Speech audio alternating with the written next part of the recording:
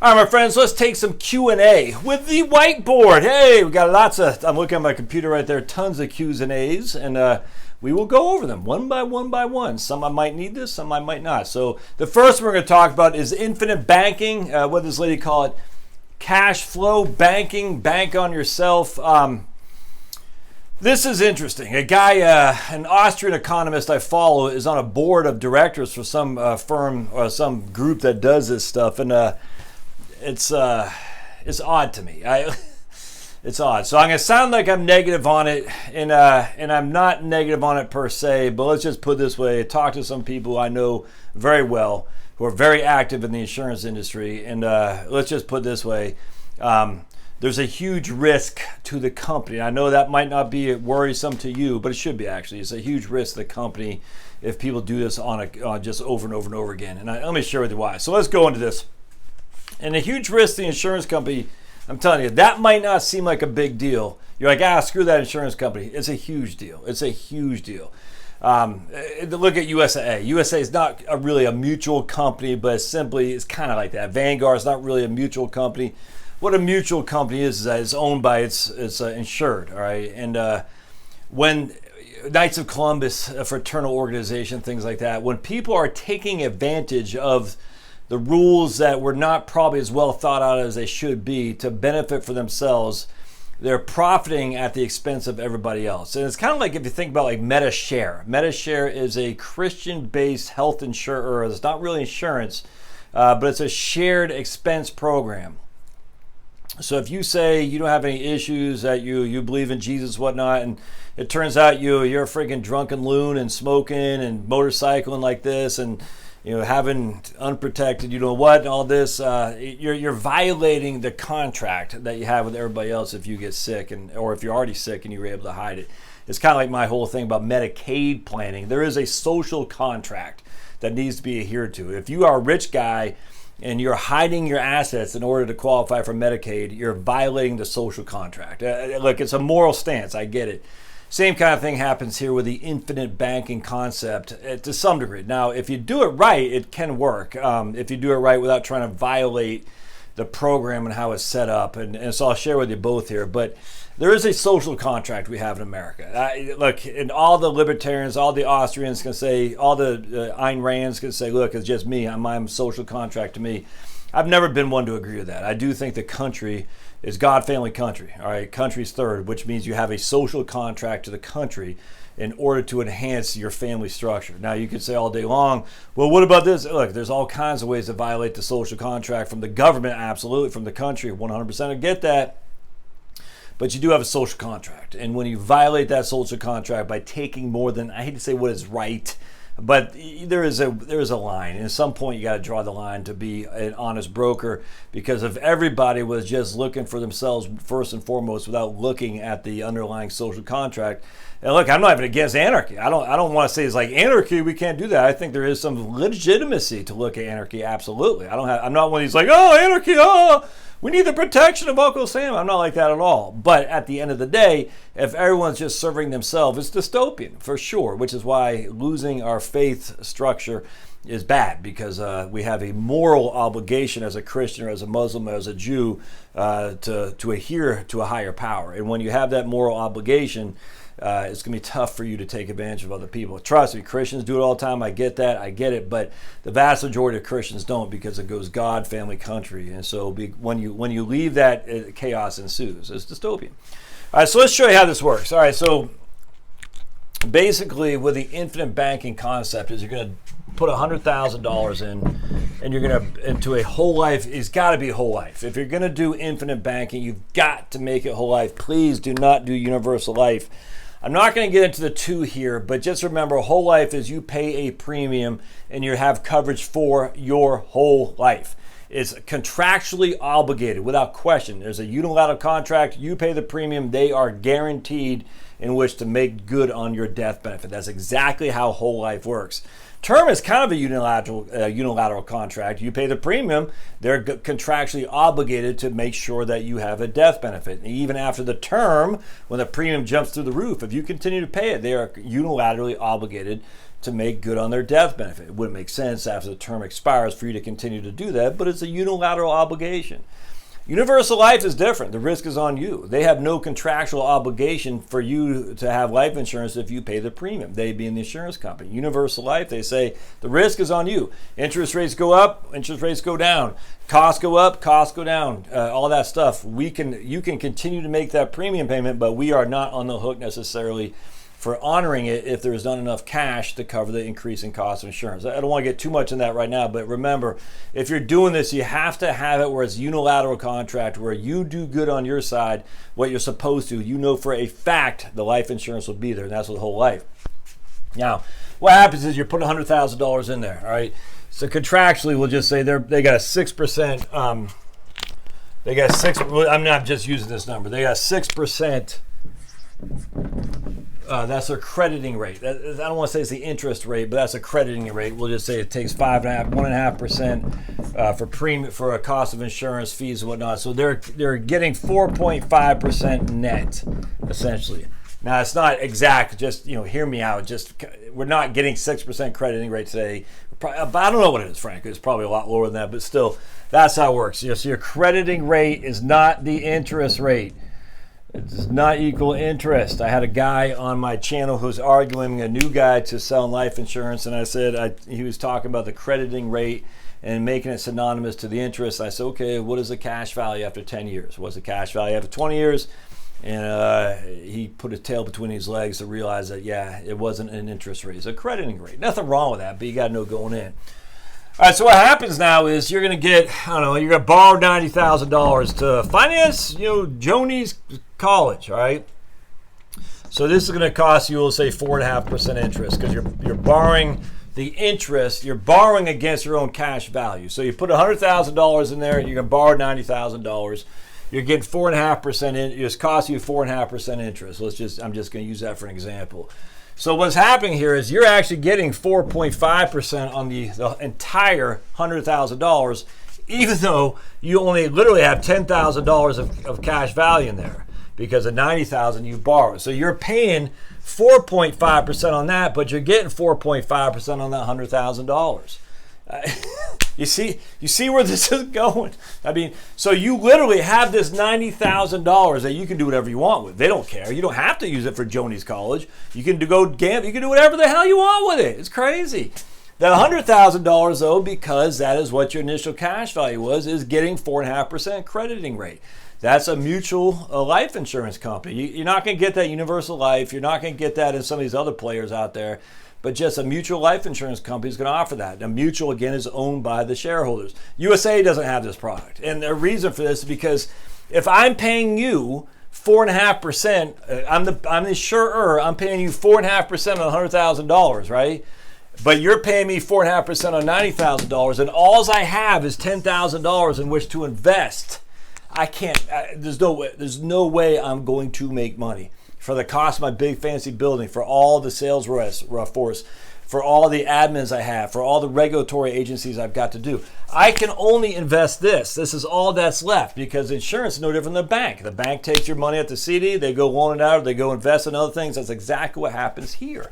So for $100,000, I'm paying you 4.5%. You're paying me 4.5% on the $90,000, if even that.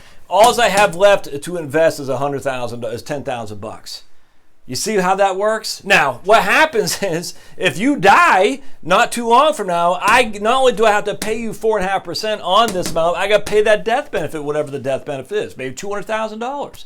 It's impossible for me to make enough interest as the insurance company to keep this going. There's just no way. There's no way. And this is the thing with infinite banking, is that it can work. But if people started doing this like crazy, they're violating the social contract. Let me give you another example. John Hancock, they used to have these variable annuities. It was nuts. So what would happen is you had $100,000 in John Hancock, right? You had a $100,000 variable annuity, and it was out of surrender charge, which means you had access to the whole thing. What you could do is you could do a 1035 exchange. It's a tax-free exchange of a cash value from one annuity to another of $95,000. This is freaking nuts, dude. So you have a $100,000 life insurance cash value in your John Hancock variable annuity. we'll just save $100,000 guaranteed death benefit because that's how it works. With an annuity, you're buying a death benefit as also cash value. So for simplicity, we'll say they have the same thing. $100,000 death benefit, $100,000 cash value. Actually, let me draw this out. So we have $100,000 death benefit, $100,000 cash value. This is with John Hancock. What we do, and I don't think I ever did this, but what could be done is you could move $95,000 to another annuity because a 1035 exchange is annuity, tax-free transfer to another. We'll say from John Hancock to Ohio National. So Ohio National now have a $95,000 annuity. And again, that's a $95,000 death benefit. You got $5,000 here. You with me? What happens is if you died, you still got the $100,000 of death benefit, your spouse or whoever did, plus the $95,000 from Ohio National. It's insane. It's insane. Now, obviously, it's a rule that obviously John Hancock didn't intend for it to happen. And you can say all day long, well, John Hancock, I hate those guys, their insurance company. That's fine. But if everyone were to do that, the whole insurance industry would collapse. Because what's happening is there is not enough cash value for them to make them good on what they owe you, which is $100,000 or whatever the death benefit is. There is not enough money for them to do that. Insurance company, literally the reason why insurance companies can be so safe is because they're literally saying, we're going to credit you 6%, but after fees, we're only giving you 4.5%. And I'm just using that for example. But we can turn around and get 8%. And I'm not saying they can't. that's how it works. We're going to give you 6% earnings on your cash value, but we're going to take 1.5% away. So it's costing us 4.5% as the insurance company. But we're going to use that money to invest it for the long term because we don't expect you to die for 10, 20, 30 years from now. So we have a long-term time horizon. That's why insurance companies can stay so solvent for so long. They are investing for the long term. They're not short-term traders. They're buying long-term government bonds, high-quality government bonds, stocks, blue-chip stocks that they can hang on to for years. Because when that time comes where they got to make good on the death benefit, they've been able to get that at, we'll just say, a 7% rate of return, which means it doubles every 10 years. So now, this would double in 20 years. That's going to be worth $400,000. And we'll just say by that time you got $200,000 of death benefit. All right. So what happens is the insurance company says, look, we were able to take your money, invest it at 7% of rate of return, which means we doubled our money in twice. So the first 10 years we have 200,000, the next 10 years we have 400,000. But because we're only giving you 4.5%, you only have $200,000 when you die in death benefit and or cash value, however you look at it. They won't be the same, but just in this example. So when you die, you only have $200,000. So we were able to make $200,000 on your money, essentially. Now you'll say, well, why would anyone do that? Because in this case, you're probably with $100,000, you're probably going to get, I don't know, freaking $250,000 of death benefit or something. I don't know what it'd be. You see what I'm saying? That's what it'd probably be. And I'm literally just throwing numbers out there. You'll probably get $250,000 of death benefit, or maybe $200,000. I don't know, but let's just use that for example. Either way, whatever the cash value or the death benefit will be well below that $400,000 that you have, that the insurance company has, even after all is said and done. They will have made $200,000. I mean, they'll have $400,000, but you'll either get $200,000 or $250,000. $200,000 will be your cash value. $250,000 will be the death benefit. They are still coming out ahead. But you also have the insurance, all right? Because even if you die the next day, the insurance company's got to pay out $250,000. That's how it works. You're leveraging your life in terms of the sooner you die, the more internal rate of return your heirs are going to get because you put $100,000 in there. You die, it's paying out $250,000. It's interesting how insurance works. But the point is the insurance company has got to be able to retain your money to reinvest. They have to. If they can't, what's going to happen? I mean, you got to think this through. If they can't do that because people are violating the social contract, I mean, John Hancock this simply can't work. It can't work. If they can't do this and it's almost like the recharacterization rules of the Roth IRA that unfortunately the TCJA got rid of, the Trump tax bill. You could recharacterize. You could put. I mean, it was crazy. We'd do like this: 6 different accounts. So we have one in S&P 500, one in international, one in Japanese tech stocks, one here, one here. When we converted them, if 1 or 2 of those markets went kaput, we just recharacterize it back in the traditional IRA. It completely violates the rules of what Roth conversions were, and they just got rid of that in 2017, and rightly so, frankly. So file and suspend, the old Social Security rules. None of that was incorporated, thought to give rich people a way to benefit more from Social Security. None of that was. It's just the intensity of individuals are smarter than the government, smarter than bureaucrats and even big businesses. We're able to find a way to look, hey, what's the loophole here and take advantage of it. It's one thing for you specifically to take advantage of it, but once you start taking advantage of it and everybody else sees a thing, it's going to be just like file and suspend. They got to shut it down. It's going to be just like this. They got to shut it down. With infinite banking, if they don't shut it down, it's only a matter of time for those insurance companies to go kaput. It's just all there is to it. So if you are tied to an insurance company and you're doing this infinite banking stuff, I'd be scared. I'd say, how are they going to make good on my death benefit, my cash value?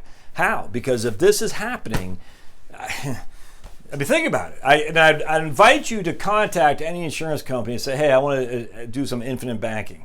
And now it's got to be a mutually owned insurance company with whole life. I mean, because Universal Life is not the same. Universal Life is not going to make this work because the risk is on you to begin with. And if you're taking the risk, you might as well buy term and invest the rest.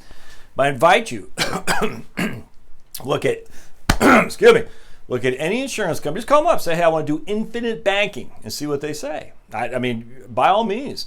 If they do it, I would want to know what their credit rating is, because how can that possibly work? Well, they might say we don't allow people to take big distributions in the first year or something like that. Okay, well, that start to violate the whole concept of infinite banking, where I can have access to my cash value in which to pay off a debt or fund Susie's college loans or buy my beach house, does it not? So they say, yeah, you can do infinite banking, but we limit your access to cash value for 5 years. And that's better, absolutely. But if that's the case, then we're starting to violate the concept, because it says we don't have full access. Now, I'm telling you, man, I guess I'm only gonna do this one question here. You got to be careful on this stuff. So let's go back to what I suggested. And this is why I do like whole life insurance. I think whole life gets a bad rap. I really wish it would not. I didn't expect for this to go on this long, to be honest with you. But I like the idea of whole life insurance, that you know for a fact what you're getting. You know for a fact if you die what your spouse will get. You know for a fact that your spouse will get tax-free. And you know for a fact that if you take a loan against the account, it's tax-free. There is some risk there, and I'm not going to get into the risk here too much, but if the loan kaputs before you die, there could be some pretty significant tax ramifications on there. So we want to make sure that at your death, there's enough in there for the loan, for the policy to pay your death benefit. You just got to be very, very careful there. But I am not against whole life insurance. My man Ed Slott is not against whole life insurance either, because there is a tax-free growth on cash value. I mean, it's literally that simple. It's got to be a whole life insurance with dividend paying, and it's just not that many companies that do that anymore. And I am absolutely not an expert on this. I know enough, and I know enough people in here who I rely on to tell me what the ins and outs and all this stuff are. But if it sounds too good to be true, as always, it probably is. But I like whole life insurance. Another drawback with whole life insurance, though, is if you're not funding it pretty heavily on the front end, it's going to be tough for that sucker to really make good on this whole concept. Regardless of the risk I just told you about, the social contract, you really need to have some serious money on the front end to get that. Because what's happening here, I mean, it's just a bell curve. I mean, it's literally no something different than that. I mean, the cost. So here's the cost. Well, actually, that's not even like that. I don't even think it's like that. I guess it would be. So here's your cash value. And you're starting with not much. It's growing because the cost of insurance are low. But the cost of insurance get higher and higher and higher. Does that make sense? So here's your cash value, $50,000. The cost of insurance is, I don't know, we'll say 1%, and then it just grows, it goes. Now your cash value is $75,000, but I'm just throwing the cost of insurance is 3%. And now what happens is, because the cost of insurance is growing like a rocket ship, now your cash value starts dipping $60,000. And with the whole life, it's pretty easy. They know, I mean, the way they figured out till you're 100 years old is that you'll have no cash value in there, and then you'll die. And that's exactly how they figured it out. But what if you took a loan against it up here, and now you only have $40,000 of cash value because you took a loan against it? Well, now you don't have $60,000 here. You got 10. Now now it's kaput, less than zero. Now you no longer have any life insurance at all because the cost of insurance are eating into your cash value. And when that happens, goes away, or you got to come up with some serious money to put into it. So I hope this helps. It's a good conversation to have. Lots going on there. I'm trying to interview a guy, as a matter of fact, on some life insurance, and we shall see how it shakes out. Because again, a lot of people in my industry, they can't say stuff because the regulators are like, no, how dare you say a Roth IRA is good? Don't you know Grandma Jones might say she's being recommended to buy a Japanese tech stock? Oh, it's like, dude, I said Roth IRA is a good thing. That is Japanese tech stock. Everybody knows that, Josh. Huh? That's the regulatory agencies that we're dealing with. Anyway, I'll do some more Q&A, so stay tuned. Thanks.